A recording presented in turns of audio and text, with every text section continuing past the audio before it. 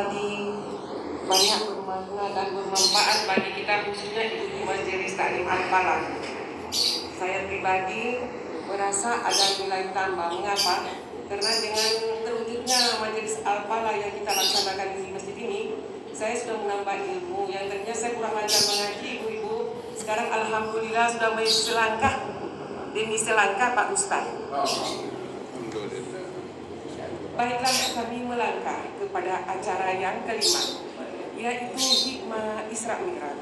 Bapak Ibu yang dirahmati Allah, sesaat lagi kita mendengarkan hikmah Isra Mi'raj yang bertemakan dengan Isra Mi'raj. Mari kita tingkatkan kualitas sholat sebagai kebutuhan untuk meningkatkan iman kepada Allah Subhanahu wa Ta'ala dan terwujudnya sifat tawadu, disiplin, sabar, dan jujur dalam bermasyarakat.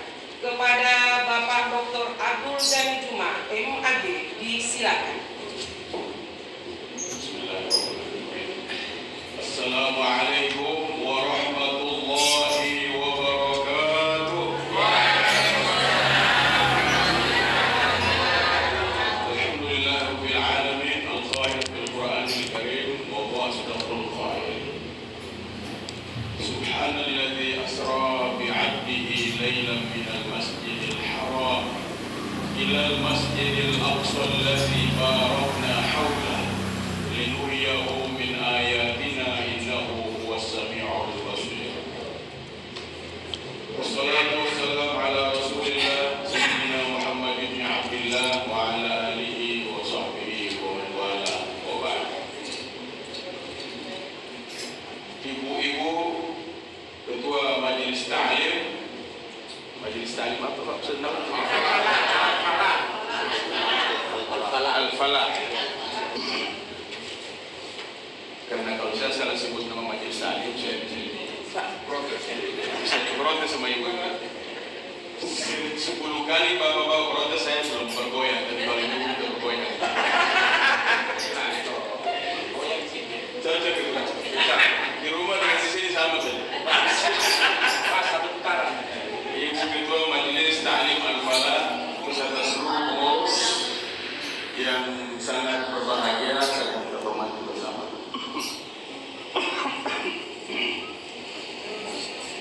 Ustaz Nawir dan mohon maaf beberapa teman lain sebagai imam dan pegawai syara Masjid Al-Falah. Yang kita hormati juga Bapak Profesor Dr. Surbadana MH selaku Dekan Fakultas Hukum Universitas Belakang. Pak Prof, komitmennya rektor itu adalah teman saya. Tadi saya di kampus di sana. Pak Profesor Ahmad, Bapak Dr. Anus Abu Bakar Al-Mahdali, MM, ini sudah cukup lama saya kenal. Sudah sebelum di Al-Khairat. Bapak-bapak, ibu-ibu, hadirin wal hadirat, jamaah Majelis Ta'lim Al-Falah yang dirahmati Allah Subhanahu wa Ta'ala. Tadi dalam perjalanan ke sini, saya berpikir mau bawa materi yang kemarin atau bagaimana di sini. Kemarin di Bogor Selatan, Masjid Al-Ikhlas. Mungkin ibu kenal Ustaz Bambang Abu Yudhi. Ya, itu murid mengaji saya. Ibu, kalau masih ada yang ingatannya segar, kalau seandainya ada di antara ibu yang sudah tinggal di wilayah ini sejak tahun 90, saya ini bukan orang asing di sini.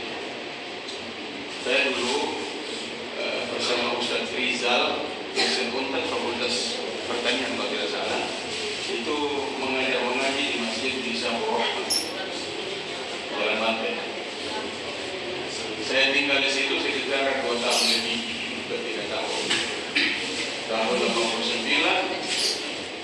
90, 91. Saya mengaji situ juga. Murid-murid saya di situ sekitar hampir 200 orang pada saat itu. Masih lama dan ada 3 yang saya di antara mereka itu yang sangat berhasil belajar mengaji. Ya. Yang pertama Ustaz Bambang Abu Yudhi.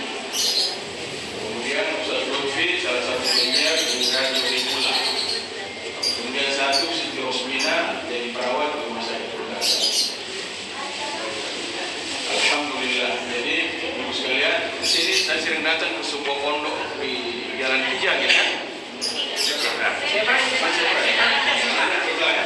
Jalan Kijang itu ada rumah dari orang tua Pak Mahmur. Pak Mahmur itu dulu pegawai pejabat di Kabupaten Provinsi.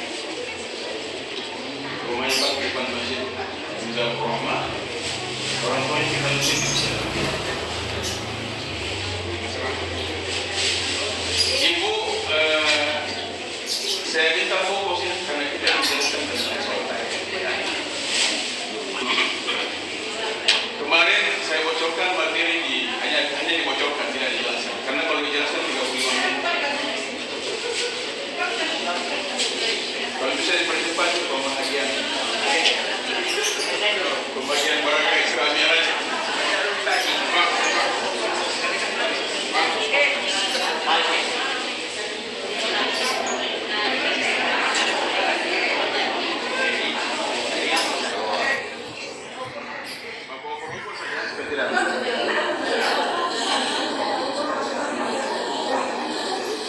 Baik, ibu sekalian, sebelum saya menjelaskan tentang sholat, karena saya tema dari mari kita tinggalkan kualitas sholat sebagai kebutuhan meningkatkan iman dan seterusnya. Jadi kata kuncinya itu meningkatkan kualitas sholat. Supaya kita tahu sebenarnya berbicara tentang Isra wal Mi'raj ini, Bapak Ibu sekalian, kita harus menjelaskan seluruh peristiwa besar yang saling terkait. Kalau di kampus saya jelaskan semua dengan basis kita kumpul. Jadi para ulama itu menghabiskan umur mereka dengan menulis kitab-kitab yang berjilid-jilid hanya menjelaskan satu peristiwa ini, Isra wal Mi'raj. Karena ini peristiwa yang sangat luar biasa sekali. Yang kita tahu hasilnya apa? Hasilnya judul dari ibu-ibu sholat di bawah. Nanti pada waktu lain nanti insya Allah ada waktu kalau ibu masih mau undang saya. Kan banyak usah dibalik terganggu ibu. Tidak ada sana itu berusaha balik bukan. Mau balik tidak ada urusannya dengan balik. Kita ingin jelaskan background sosial mengapa Isra Mi'raj terjadi. Itu penting dijelaskan. Kemarin saya jelaskan di grup Isra. Mengapa Nabi kemudian diundang Isra wal Mi'raj itu ada peristiwa sosial di masyarakat. Tidak bisa dijelaskan dalam satu acara. Karena kalau dijelaskan semua 10 tema besar itu bisa 3 jam. Katanya Pak Prof itu bisa 3 SKS itu. 3 SKS kalau kuliah di kampus itu. Kita hari ini ingin menjelaskan buahnya, tapi ada penghantar begini. Tadi ibu membaca surat Isra Al-Isra. Peristiwa ini Allah Subhanahu wa taala memulai dengan memuji dirinya sendiri. Subhana, Maha Suci. Sebenarnya takdirul kalam kalau kita baca ilmu tafsir bahasa Arab itu Allah ingin mengatakan begini, Subhani, Maha Suci aku ini. Jadi tidak perlu menunggu hambanya yang sekian miliaran banyaknya ini untuk memuji dia dalam konteks peristiwa Isra wal Mi'raj. Allah Subhanahu wa taala duluan memuji dirinya. Subhani. Di dalam ayat itu Subhanalladzi asra bi 'abdihi lailan minal masjidil haram ilal masjidil aqsa alladzi barakna haula linuriyahu min ayatina innahu huwas samiul basir. Di dalam satu redaksi ayat ini, satu ayat ini ada sekitar 8 sampai 9 kata kunci yang kalau dijelaskan dengan berbagai macam aneka pendekatan, maksudnya ilmu alat untuk menjelaskan 9 kata kunci itu, maka rontoklah teori yang selalu memperdebatkan selama ini, apakah Nabi Muhammad Isra Mi'raj dengan jasad dan rohnya sekaligus atau tidak. Jadi kalau saya mendengar orang diskusi, tunggu Nabi Muhammad Isra Mi'raj dengan jasad dan roh atau hanya roh saja, itu saya ketawa itu kalau bisa gili-gili ketawa Manado itu. Ya, kalau orang faham betul sesuatu yang sangat memalukan bagi seorang muslim khususnya. Dengan jasad tauhid Allah. Kenapa? Karena kita malu kepada Allah. Dia mencitrakan itu, dia mulai dengan memuji dirinya sendiri. Umum manusia siapa lagi menjelaskan dengan sangat ilmiah. Allah tidak bisa dijangkau dengan ilmiah. Bagi Pak Prof. Nah, dia mulai dengan Subhana, Maha Suci saya. Ada yang Maha Suci selain Allah? Menjelaskan peristiwa yang maha dahsyat, yang menjungkir balikkan akal ilmiah manusia. Allah mulai dengan Subhana, hei Maha Suci saya. Artinya tidak mungkin akan terjadi pembohongan dalam peristiwa. Jadi kata yang pertama Subhana dalam bahasa Arab namanya litta'zim. Allah mengagungkan dirinya sendiri, memuji dirinya sendiri, memastikan bahwa dirinya bebas dari segala macam berita pembohongan berkaitan dengan Isra wal Mi'raj. Yang kata yang kedua, asra, memperjalankan. Jadi bukan orang lain memperjalankan, Allah Subhanahu wa taala. Malaikat Jibril itu cuma guide saja, penunjuk jalan. Karena Nabi Muhammad belum pernah punya pengalaman naik ke wilayah yang sangat dahsyat luar biasa itu. Karena itu ada penunjuk jalan. Bi'abdihi, banyak ilmuwan terjebak di sini kata bi'abdihi. Tapi kalau orang yang mengerti bahasa Arab, diskusinya hanya setengah detik selesai. Jadi ibu-ibu belajar mengaji itu penting. Bila perlu setelah tahu mengaji, baca Al-Quran, baca dengan terjemahan. Karena mohon maaf, ibu-ibu tidak punya, jarang yang punya latar belakang sebagai santri kan. Kalau sebagai santri oke, tapi tidak oke kalau dia tidak membaca ilmu santrinya pada ibu-ibu yang lain. Jadi kalau ada santri di kalangan ibu sekalian, dia itu kata orang Ternate, mohon maaf, istilah orang Ternate mesti dimarwahi, diganggu gugat untuk membagi ilmunya kepada yang lain. Kalau tidak, kurang banyak manfaat untuk diri sendiri. Abdul, di dalam ayat ini Allah menyebut bi'abdihi, memperjalankan seorang hambanya. Silakan ibu tanya kepada guru bahasa Indonesia. Kalau disebut seorang hamba itu apa? Apa kriterianya? Kuntilanak atau pompo? Hanya jasadnya atau rohnya? Seluruh kamus bahasa Arab menyebut, menerjemahkan kata abadah, abdun, seorang hamba yang terdiri dari dua unsur penting, jasmani dan rohani sekaligus. Jadi Nabi Muhammad diperjalankan dalam peristiwa itu jasmani dan rohani sekaligus, tidak terpisah. Jadi jangan bilang oh dia mimpi, dia mimpi dan segala macam, itu tidak terlalu keren ditendang kepada Nabi Muhammad SAW.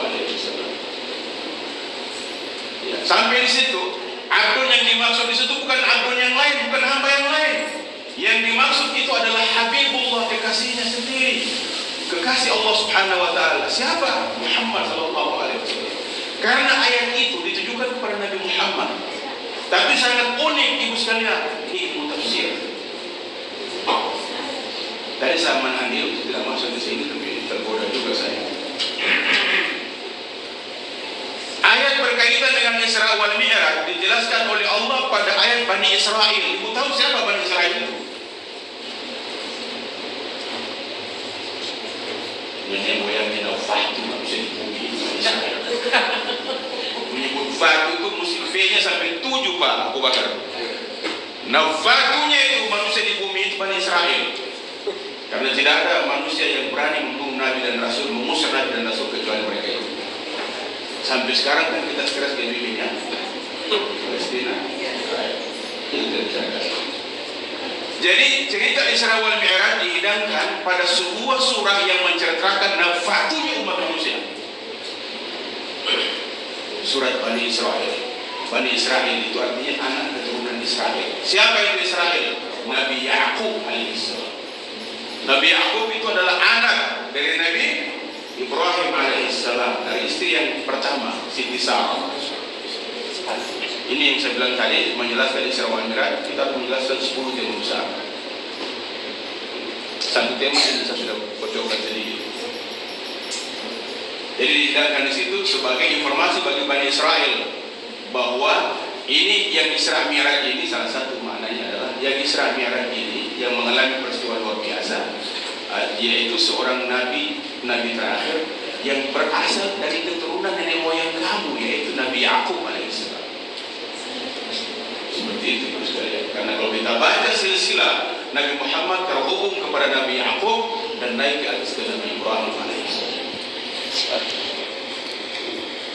Jadi Nabi Ibrahim punya anak Adam.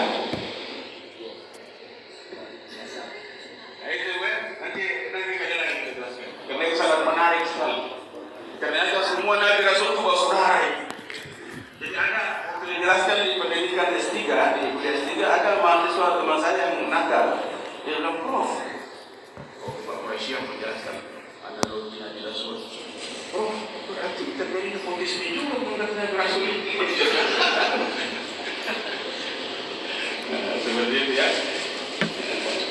Jadi ibu sekalian, Subhana asra bi'abdihi sudah 3 kata. Lailan malam. Isra Mi'raj terjadi di malam hari. Banyak yang bertanya kenapa di malam hari. Ini ada hubungannya dengan peristiwa alam, dengan kondisi alam, situasional. Tegasnya ibu sekalian, itu boleh jelaskan sampai 1 jam setengah. Tapi begini, ini kita, kehidupan kita, hiruk pikuk kehidupan kita sebagai manusia ini banyak terjadi di siang hari. Jam kerja siang hari. Kalau ada orang jam kerja di malam hari aneh. Jangan-jangan komunitas tomboy. Kenapa? Di dalam Al-Quran disebutkan sendiri. Siang hari tempat kamu ma'asya, membangun hidup. Artinya bekerja. Malam hari istirahat. Itu dalam Al-Quran, dalam juz amal. Nah, jadi Nabi Muhammad diperjalankan malam hari pada saat seluruh manusia di bumi ini secara sunnatullah istirahat semuanya, supaya tidak ada gangguan. Juga fakta sejarah di Makkah itu, ini yang saya bilang ada pada tema yang lain. Di Makkah itu, ibu Nabi itu direncanakan akan dibunuh. Ada 27 kali rencana pembunuhan Nabi, semuanya gagal total. Jadi mau dibunuh Nabi, karena itu diperjalankan di malam hari. Soal semua itu bangsa Quraisy, baru Nabi berjalan malam hari. Ini juga menunjukkan ada hubungannya dengan tema ibu nanti sebentar. Ibu ingatkan saya baru tidak teringat kembali. Salat di malam hari itu memiliki waktu, memiliki momen, memiliki kualitas yang luar biasa dibanding dengan salat di siang hari. Tetapi bukan berarti bahwa boleh meninggalkan salat di siang hari. Tidak. Malam hari harus ditingkatkan kualitasnya. Jumlahnya harus ditingkatkan. Karena Nabi dalam perjalanan menerima salat diperjalankan di malam hari, bukan nahara, bukan di siang hari. Dan juga perjalanan malam hari Nabi Muhammad terkait dengan perjalanan Nabi Ishaq, Nabi Yakub alaihissalam pada masa lalu, di mana Nabi Yakub alaihissalam yang disebut dengan Israel. Israel itu nama lain dari Nabi Yakub.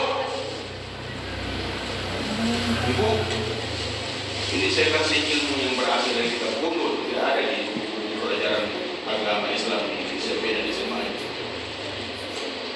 Nama lain dari Nabi Yakub Israel, diambil dari bahasa Ibrani. Di dalam Zabur dan Taurat ditulis Israel, yakni Yakub alaihissalam. Kenapa disebut dengan Israel? Karena Nabi Yakub itu umatnya sangat kejam sekali. Saya bilang tadi manusia paling gak mereka itu. Karena itu dia dianjurkan banyak berdakwah di malam hari. Israel artinya orang yang selalu beraktivitas di malam hari.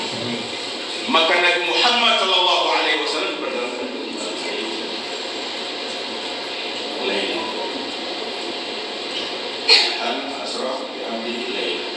Dari Masjidil Haram ke Masjidil Aqsa. Dari masjid ke masjid. Ya. Allah subhanahu alladzi barakna haulahu. Kami sudah memberkahi kedua tempat ini. Jadi Masjid Al-Haram, Baitullah, dan Masjid Al-Aqsa atau Baitul Muqaddis sudah diberkahi oleh Allah Subhanahu wa taala. Ibu, dalam dialek bahasa Bugis kata barakah, berkah, barakah itu artinya apa? Kan kalau kita baca-baca doa begini kalau bawa kena barakah.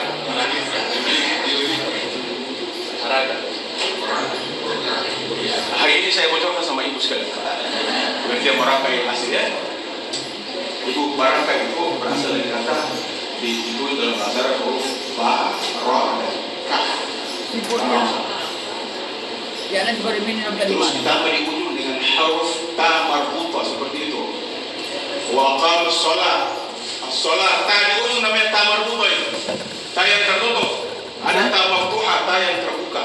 Itu marbuta tertutup. Jadi barakah, barakatun. Dalam pengertian bahasa Arab kata barokat ada 3 makna. Bungkus-bungkus ini dalam masih ada beberapa majelis yang lain. Jadi karena ayat ini kita jelaskan barakna haula. Pengertian berkah yang pertama artinya apa? Asyadah.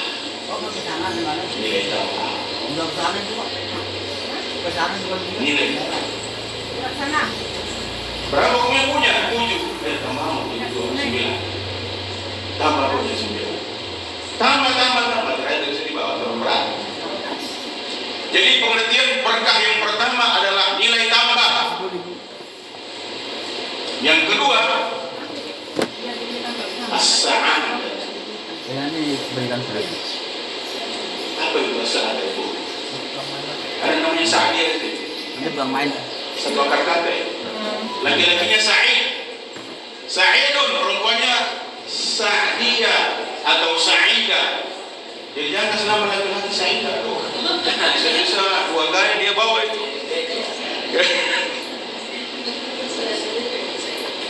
Kebahagiaan. Sa'adah itu kebahagiaan. Di Poso ada sebuah masjid namanya Masjid Nur Sa'adah. Kayak main di Poso. Nur Sa'adah.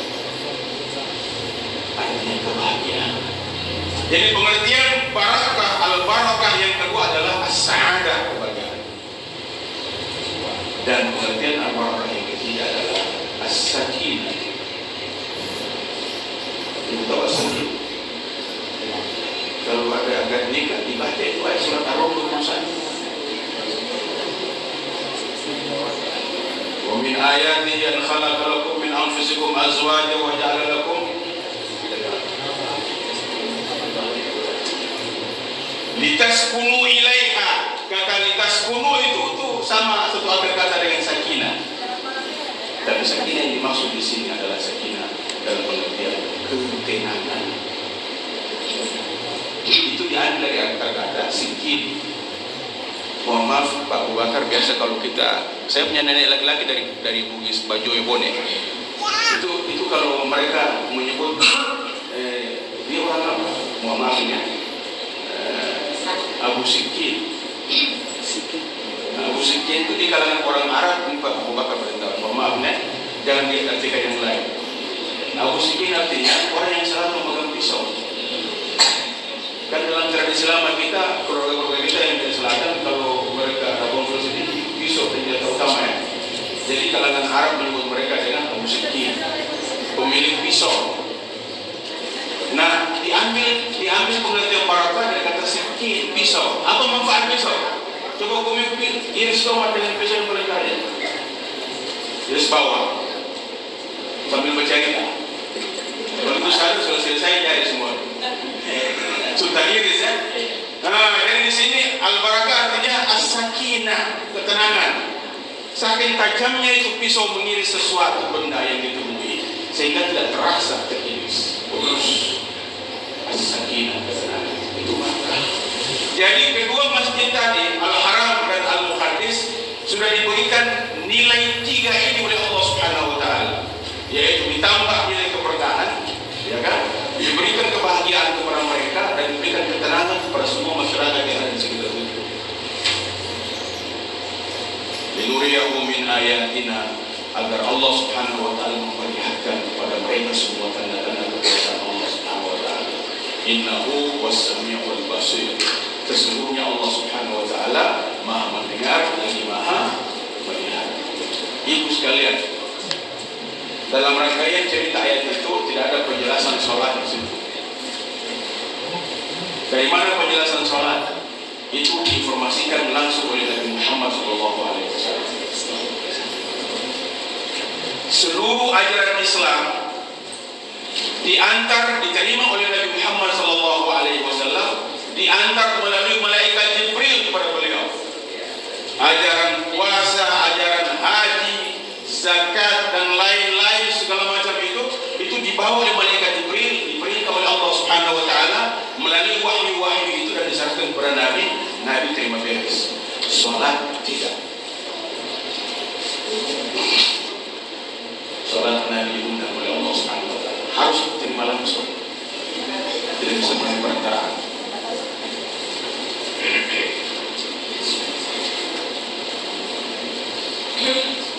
Jadi salat ini ibu sekalian adalah konsep relasi sosial Muslim yang luar biasa sekali. Relasi itu silaturahim, hubungan-hubungan kita antara satu dengan yang lain. Dalam bahasa Arab namanya silaturahim. Jadi salat itu merupakan konsep silaturahim yang sangat luar biasa yang dimiliki oleh umat Islam. Kita mulai ibu punya tema meningkatkan kualitas sholat. Itu mulai. Kalau kita mau sholat, ini mungkin ibu sering dengar, tapi ini hanya review kembali, ya. Sesuatu boleh ulang-ulang itu akan menjadi ciri khas kita, karakter kita. Sholat dimulai dengan apa itu? Ibu ini nanti di majelis ta'lim Al-Falah ini.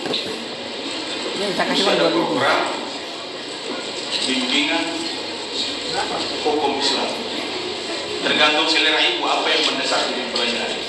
Tentang sholat, tentang zakat, atau hukum yang berkaitan dengan fiqhun nisa, fikih tentang wanita. Mohon maaf ya, tentang kawin-mawin, tentang darah haid, darah nifas, mohon maaf. Darah haid, darah nifas, persetujuan laki-laki dengan perempuan, mana yang boleh, mana yang tidak boleh, kenapa tidak boleh, itu mesti dipelajari semuanya. Ada semua konsepnya dalam fikih Islam. Lengkap. Ini ajaran bukan main-main. Salat kita mulai sekarang.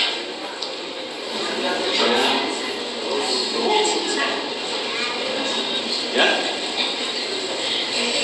Ada seorang peneliti luar biasa dari Harvard University. Dia tertarik masuk Islam. Dicerita oleh Profesor Dr. Alwi Shihab. Adanya Pak Profesor. Dia masuk Islam karena mempelajari, meneliti orang Muslim pada saat mau sholat ambil air wudhu. Padahal yang tadi sudah mandi di sana. Teman sesama bos di Harvard University Amerika. Dia lihat sudah mandi tadi, coba sebelah. Kenapa waktu mau sholat diambil air wudhu lagi? Jadi dia pelajari. Karena dia penasaran, temannya ini seorang Mesir, dia kasih hadiah. Jadi tambahan ilmunya ente. Kasih hadis tentang manfaat mengambil air wudhu menurut kesehatan. Tapi hadis kalau air wudhu itu dibasuh di kedua jari jemari ini, apa yang terjadi menurut Nabi? Apa yang selesai di situ? Apa yang keluar di situ? Apa yang dibersihkan di situ? Jadi kalau satu ini saya berjelaskan lama ini, karena ada hubungannya. Mohon maaf Pak Profesor Badana, saya pernah jadi dekan Fakultas Syariah juga. Ini berkaitan dengan kami dua pejabat. Ini air wudhu di tangan ini. Kenapa dibasuh di tangan kita ini? Ada Asmaul Husna juga. Ini berapa? 18. Bukan tulisan dalam lentera ini, bukan. Ini tulisan Arab. 18. Jumlahnya berapa ya? 9 Asmaul Husna. Jadi harus selalu dibersihkan ini. Ada nama Allah di dalam dua telapak tangan kita. Jadi mesti dibersihkan dulu dengan air wudhu supaya cahayanya muncul. Lebih muncul cahayanya lagi kalau kita hafal itu Asmaul Husna. Dan mohon maaf kita jujur, banyak baca ibu-ibu di majelis taklim, bapak-bapak badai. Tapi dapat pahala mereka. Asal jangan dia badai sambil main domino. Pelanggaran juga. Ini ibu sekalian ya. Jadi bapak-bapak itu di pelajaran siapapun yang memegang kewenangan hati-hati komiu. Ada 99 asma Allah di tanganmu itu, jangan digunakan pulpen untuk menyetujui sesuatu yang terjemahkan. Berarti komiu mengatakan Allah suruh ini 99. Begitu kan? Dibersihkan dengan wudhu. Jadi akhirnya endingnya apa tadi? Seorang peneliti barat masuk Islam. Ibu tahu dia meneliti tentang khusus mengambil air wudhu saja membutuhkan waktu 7 bulan. Karena dia penasaran, dia baca hadis tadi mengundang dia untuk menyelidiki seluruh hadis-hadis tentang kebersihan dalam Islam. Karena berwudhu salah satu konsep kebersihan dalam Islam. Berwudhu itu adalah mandi kecil, tapi yang dimandikan anggota-anggota tubuh khusus. Kenapa sampai anggota-anggota tubuh khusus dibersihkan? Karena anggota-anggota tubuh itu di hari kiamat nanti akan memancarkan cahaya. Amin. Apabila anggota tubuh tidak pernah terbasuh dengan air wudhu, tidak akan muncul cahaya. Saya sering garap itu, saya bantu. Banyak screenshot beli. Dicari. Saya juga presentkan dengan screenshot. Tidak usah banyak screenshot kalau beli. Itu salat apa segala macam. Niatkan saat membasuh wajah muka. Ibu ini rahasia. Saat membasuh muka, berniat di situ, ya Allah, wajah ini nanti akan memancar cahaya di hari kemudian. Munculkan cahaya sekarang untuk meyakinkan diri kita sakralnya sholat. Itu lebih segap ayat para murid-murid saya Al-Ma'un saat basuh muka. Dan ada doa lain selain basuh muka, nawaitu taharatan sholat. Aku berniat bersuci untuk sholat. Pada saat basuh muka itu, selain dia berwudu, niat wudu kan ada nawaitu wudu'an lirafil hadatsil asghari farduan. Tapi ketika basuh muka itu ada niatnya sendiri. Nawaitu taharatan sholat. Jadi ketika habis sholat pada kami, saya nakal. Saya bilang, apakah ada doa yang lain selain itu? Doa ada, tapi tidak dalam kurikulum. Apa itu?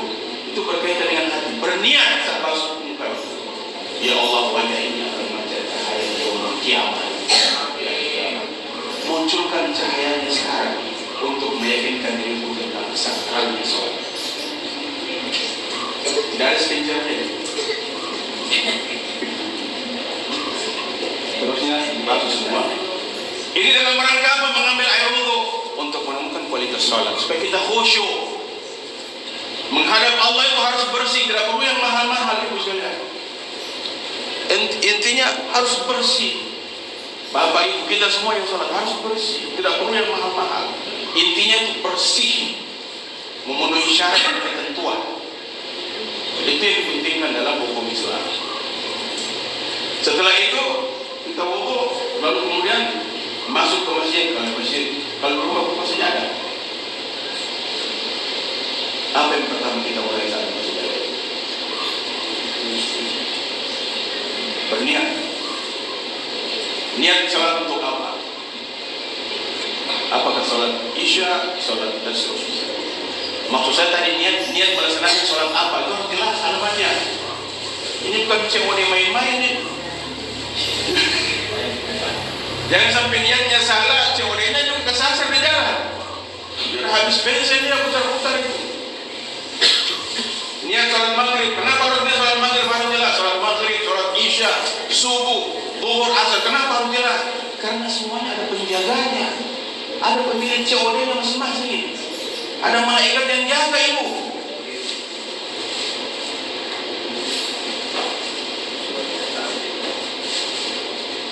Kalau kita kita diskusi dengan bapak ibu, ibu-ibu, bapak-bapak yang punya ilmu dalam, dia bisa tahu itu berapa malaikat yang bertugas di waktu subuh menjemput salat kita pada saat itu. Karena itu niatnya harus jelas, jangan meleset. Niat ini besar ibu sekalian kalau ibadah. Orang tua kita dulu di Sulawesi Selatan, di Bone, ya, dan di Sengkang, kayak As'ad Sengkang, pendiri pesantren As'adian Sengkang, dia ajarkan para murid-muridnya di sana. Kenapa saya tahu? Karena saya diajar oleh murid-muridnya di sebuah universitas. Apa dia ajar? Murid-murid yang dari petani, dari nelayan, petani, kamu dari rumah mau tanam pohon coklat, kelapa, berniat untuk apa kau tanam itu? Rata-rata mereka berniat untuk haji. Ditanya kenapa harus berniat? Itu niat duluan sampai ke tujuan sebelum diri kita. Jadi pasang niat baik-baik ketika melaksanakan sholat. Berniat ketika dibacanya untuk apa kita lakukan, niat itu sudah sampai ke tujuan, sudah diterima oleh Allah Subhanahu wa taala. Bahkan sebelum jauh kita bergerak dalam hati, menggerakkannya dalam hati, itu Allah sudah terima sholat kita. Dan kita tahu dalam ajaran agama, berniat melakukan kebaikan, baru berniat sudah dapat berapa pahala? Baru berniat. Baru rencana berniat melaksanakan kebaikan sudah dapat pahala. Begitu melaksanakan dapat 10. Itu dalam agama kita, dalam agama yang mohon maaf saya tidak pernah dengar ini. Orang berniat haji ke Makkah, niatnya sudah tiba duluan. Orangnya karena antri 30 tahun kemudian, tapi niatnya sudah sampai. Banyak peristiwa-peristiwa seperti itu saja jelaskan di sini karena panjang. Berniat.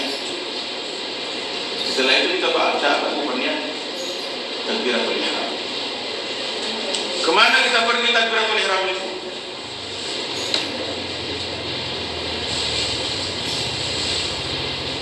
Kita tidak berkreasi. Salat ini mohon maaf, latihan untuk mati. Ada orang mau mati itu biasanya terjadi berbagai macam adegan lafaz-lafaz yang jarang disebutkan oleh orang. Secara umum kita tahu yang bersyahadat, ada yang bertakbir, ada yang memperagakan sholat setengah jam sebelum mati. Banyak itu seperti itu. Orang yang tidak paham biasa, ini nggak paham, coba panggil dokter. Tidak usah panggil dokter, tidak ada gunanya dokter di situ. Kalau sudah ada peragaan begitu, sholat. Masa orang mau mati sholat? Karena ada hadis yang mengatakan orang akan mengakhiri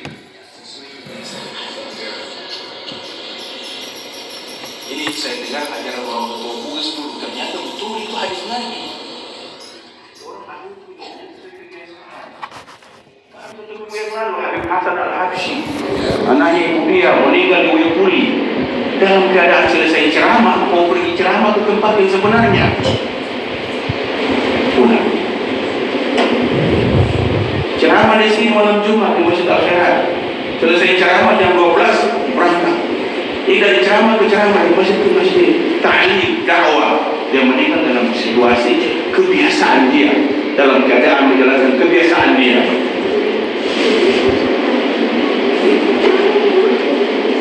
Jadi itu sholat itu latihan untuk mati bu. Dan nanti komentarku selesai langsung mati. Saya kurangin dulu sholat. Jangan.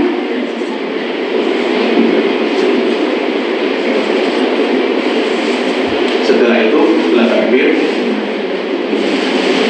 ini ada level-levelnya takbir ibu ya. Ibu kasih tema begini jadi akhirnya saya terbayang. Ini mesti 3 jam kita bersintai. Muhammad masih bisa tambah lagi, saya anjurkan. Masih ingat buah Haji Amin sudah saya ingat kan? Bukan orang Palu tidak ingat. Saya pernah lihat dia sholat di Masjid Agung, Masjid lama dulu, belum gempa. Itu kejadiannya tahun sekitar 99 gitu ya. Saya baru kenal ini rupanya guru tua punya murid namanya Haji Amin Lasaweli. Haji Amin Lasaweli ya. Karena saya di Ternate itu diajar oleh ponakannya dia namanya Ustaz Musa Lasaweli. Persis sama dia punya postur segala macam. Biasa penasaran. Dia salah di Masjid Agung. Dalam takbir dia melakukan sesuatu yang bertentangan dengan hukum fikih. Dia menggaruk sekian kali lewat 3 kali. Itu tidak ada mazhab fikih mengatakan batal sholat. Itu buat lakukan itu. Allah yarham al-maghfur. Saya penasaran. Setelah selesai sholat ini setelah dia takbir Allahu Akbar, santai sekali. Saya semester 3 kuliah waktu itu S1 di akhirat. Selesai sholat, saya bilang, saya tanya. Saya bilang tadi saya bilang, dulu mazhab itu itu bagaimana Pak? Oh yang cuma tahu ke rumah. Jadi ke Jalan Asam, dia cerita, terbuka saya punya otak. Tapi masih sulit saya terima karena baru S1. Terus yang 3 masih anak-anak sekali. Dia sudah jelaskan sesuatu yang sangat luar biasa sekali. Di takbir itu putus takbir itu kita berpisah ke dunia. Kredit hilang semua di sini. Tidak lolos promosi jabatan hilang semua di sini. Belum berhasil profesor seperti saya hilang semua di sini. Tidak ada profesor doktor di sini, tidak ada kiai haji, tidak ada ulama besar di situ. Ini nama Allah di situ. Tadi bihabdi tadi dalam surah Al-Isra ayat 1. Bihabdi seorang hamba. Kita pergi kepada Allah dan takbiratul ihram di situ. Itu orang ini tidak ada yang lain. Nafsi-nafsi di situ. Nah setelah itu sebenarnya sepanjang sekali di pusat. Setelah kita takbir, baca ayat yang pertama dalam Al-Quran, surah Al-Fatihah dan ayat yang lain. Setiap rakaat baca Al-Fatihah. Setiap rakaat baca Al-Fatihah. Kenapa Al-Fatihah? Seluruh kandungan Al-Quran ada dalam Al-Fatihah. Di Al-Quran itu 37 114 surah, 6.666 ayat. Kandungannya kesimpulannya ada dalam surah Al-Fatihah. Saya tantang ibu sekali waktu, nanti saya tunjukkan kalau ada ulama tafsir dan satu bahan undang khusus dia, undang seluruh majelis ta'lim di Rufuli, sebagai ceramah khusus surah Al-Fatihah. Itu ilmu besar sekali surah Al-Fatihah. Baca surah Al-Fatihah di situ, dilanjutkan surah atau ayat yang lain. Nah, ibu, saya ingin persingkat dalam pengertian seluruh rangkaian solat ini hanya 2 solat ini rangkaiannya. Solat ini terdiri dari 2 aspek besar. Pertama lafziyah, lafaz. Yang kedua fi'liyah, perbuatan. Rukuk, sujud dan segala macam namanya fi'liyah, perbuatan. Sedangkan ucapan dari mulai niat takbiratul ihram, lafaz takbir Allahu Akbar, lanjut dengan Al-Fatihah namanya lafziyah. Saya mau tanya sama ibu sekalian semuanya. Apakah ibu menemukan lafaz dalam sholat lafaz yang tidak beres?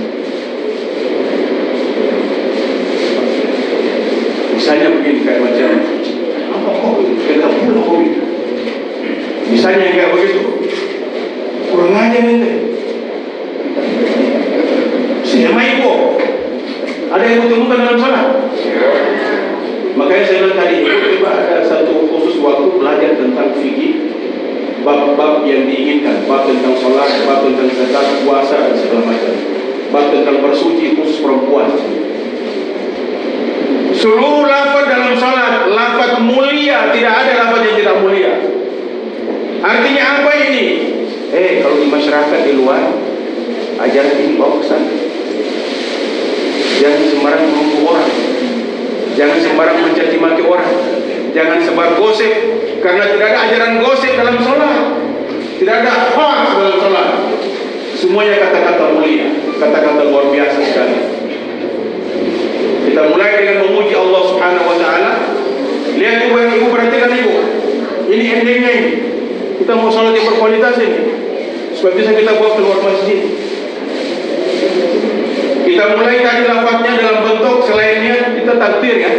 Kita puji Allah Subhanahu wa taala, Allah Maha Besar. Tapi lihat Ibu, ini salat ini cara seorang hamba mi'raj kepada Allah Subhanahu wa taala. Oke? Pergi kepada Allah tadi, di luar berbagai macam kredit dan lain-lain. Promosi jabatan berangkat semua, tidak ada. Kita pergi kepada Allah dengan apa adanya seperti itu. Tapi lihat Ibu, mengakhiri salat apa yang dibaca? Assalamualaikum. Saya mau tanya sama Ibu. Rasul Ibu undang saya. Kapan salat selesai? Bisa sebentar maghrib, ya? Kapan maghrib selesai pada rakaat yang ketiga? Sebelum kita salat.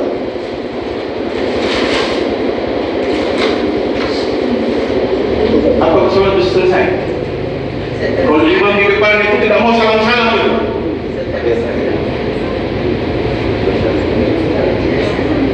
Jadi salam itu pertanda salat selesai. Setelah itu dilanjutkan berzikir menyempurnakan berbagai macam hal yang apa yang kurang tadi. Nah, Ibu terjemahkan sendiri apa artinya salam. Tadi saya sempat menyebut kata kunci. Salat ini adalah konsep kehidupan sosial yang sangat luar biasa sekali. Kita mulai pergi kepada Allah Subhanahu wa taala dan kita pulang ke sesama kita. Disimbolkan dengan salam tadi. Assalamualaikum warahmatullahi. Assalamualaikum warahmatullahi.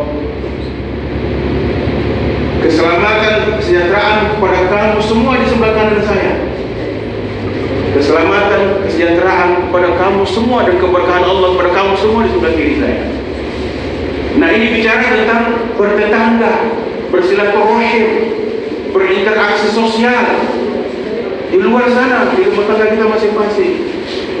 Dalam hadis Nabi disebutkan 40 rumah ke sebelah kanan, 40 rumah ke sebelah kiri. Kalau kamu memasak makanan yang baunya harum, mereka cium, habis. Memang habis bola kepala. Saya pernah ceramah di wanita al-hayat, boyok ke sana, saya jelaskan itu. Dia bilang, hukum mau pulang.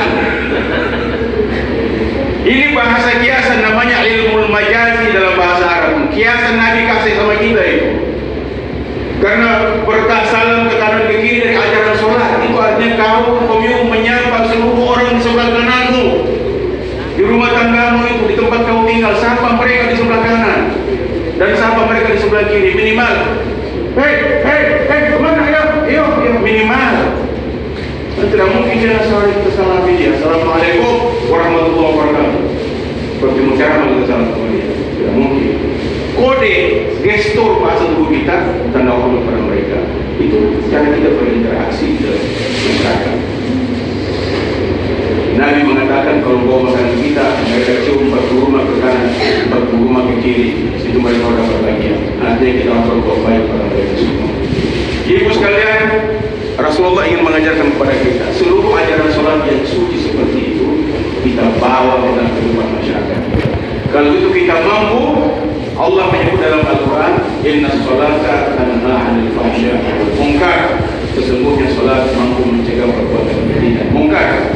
Rasulullah bersabda, as-sholatu mi'rajul mu'minin. Sholat ini adalah Isra Mi'rajnya orang-orang yang beriman bersama dengan Nabi Muhammad SAW. Lebih dari kurang yang mohon dimaafkan. Adanallahu wa iyyakum ajma'in. Wallahul musta'an. Assalamualaikum warahmatullahi wabarakatuh.